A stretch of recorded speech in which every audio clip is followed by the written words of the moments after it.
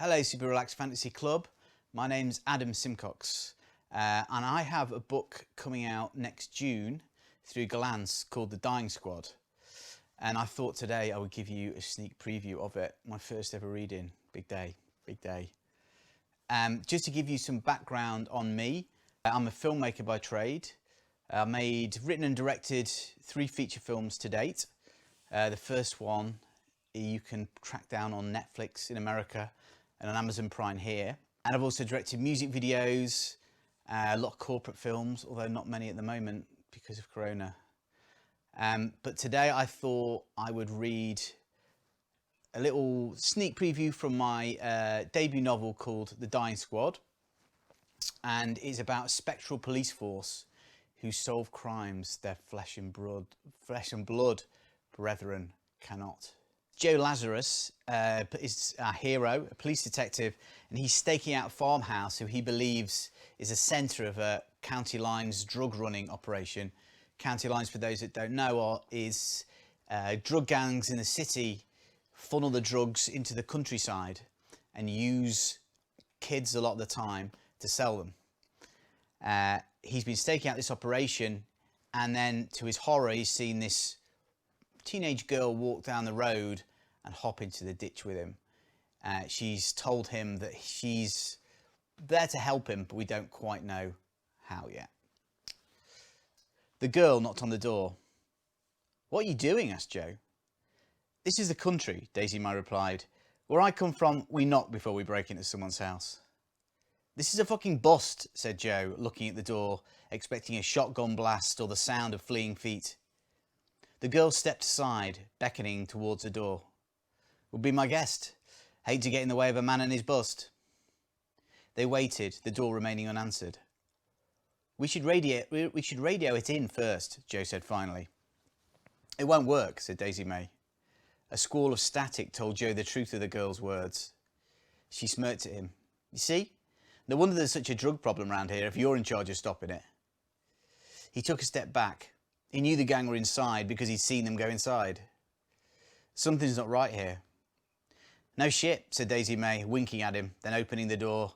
"You should be a detective." The majority of 2 boys lay in the hallway, chunks of them smeared on the walls and floor, their torsos carved apart by gunshot and violence. If they put up a fight, it was one they'd lost quickly and badly. "Well," said Daisy May, "they ain't getting up." Joe glared at her, holding her finger to his lips. The murdered kids looked barely older than her, yet she hadn't flinched. It was like she knew they were there, he thought. That, or she's seen so much death in her life that it doesn't leave a mark anymore. She has to be undercover, or at the very least an informant. Either's a help until it turns into a hindrance. He knelt down to check for a pulse he knew wouldn't be there, then tried to work out what bothered him most about the scene, other than 2 dead teenagers. He knew he should retreat, hightail it outside and call it into the station. This was a crime scene he could do nothing but disturb, and for all he knew, the person who killed these kids could be in the kitchen, making themselves a brew before their next killing spree. The problem was he couldn't radio it in because his radio wasn't working. He reached into his coat, searching for the familiar phone-shaped bulge, finding lint and negative space instead. It didn't make any sense. He didn't take a shit without his phone, let alone stake out a drug safe house. It'd been there when he'd been hiding in the ditch, hadn't it? A thud sounded somewhere above them. This is all wrong, thought Joe. Daisy May being here, my phone not being here, the dead boys, the dead radio, everything. "Sounds like we're not alone," whispered Daisy May, her breath cold in his ear.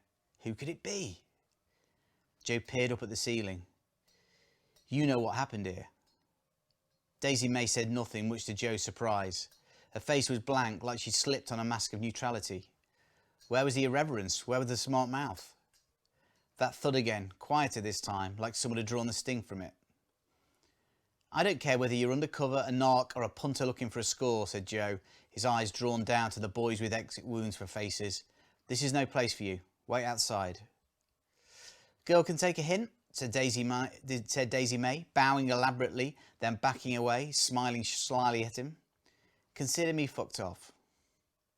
Joe shook his head when he heard the door slam shut. Things had been simpler when he'd been freezing to death in a ditch. He eased into the hallway, edging past a faded white door decorated with a bullet hole in its centre, giving silent praise to floorboards that didn't so much as squeak in response to him. The snail trail of blood down the centre of the hall was harder to appreciate. Joe followed it to the stairs, a single bulb dangling like a hangman's noose, lighting the way for him, chunks of floral wallpaper hanging loose from the walls like they were trying to escape the poverty of it all. He stopped to listen at the foot of the stairs. Nothing, not even the whisper of an apologetic thud. Joe's hand reached for the banister as his foot found the first step, wincing in anticipation at the sigh the house would make in response. It didn't come. In truth, he'd never felt lighter, more alive. It was as if his senses had been stretched to their limits, his vision pinging in and out of focus, like his sister was warring up for fight or flight.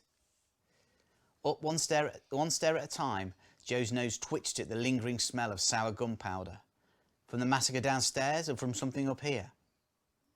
He reached the upstairs landing, stopping at the first door on the left, looking at the breadcrumbs of blood that were drying up but still staining the ragged tan carpet.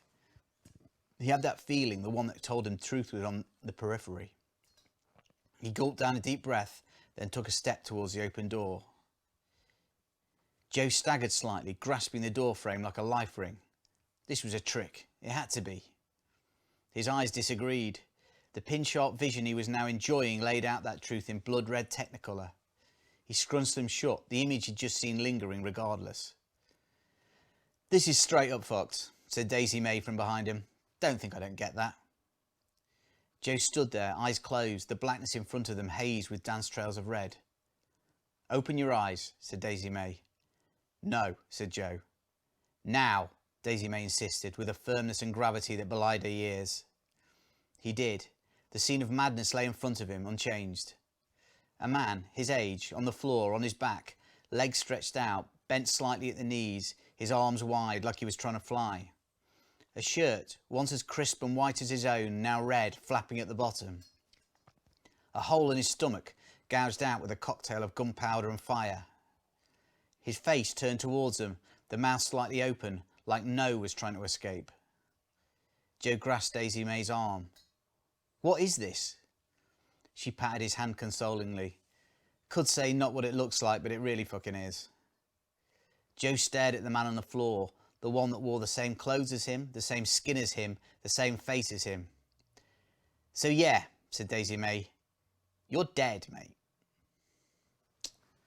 There we go. Thank you for listening. That was my first reading. I did feel a little bit like Garth Marenghi when I was doing it. Hopefully it didn't come over as too Garth Marenghi. Thank you, and hopefully see you at an event when we're allowed to go out and be human beings again. Bye-bye.